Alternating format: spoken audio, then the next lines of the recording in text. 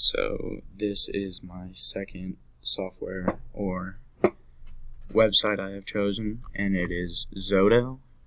It is a PDF reader, basically just like Word. You can put files into it, edit files. As you can see here, I have my English assignment up right now.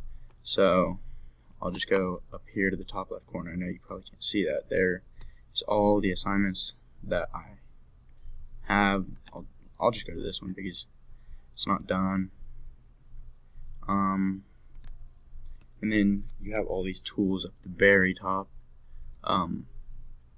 toolbar, and you can draw with the PDF reader, Zoto. It's very good for classwork. Teachers could use it to present. I really like it because it works better than Word in my opinion, and there's a lot of different cool things you could do. You can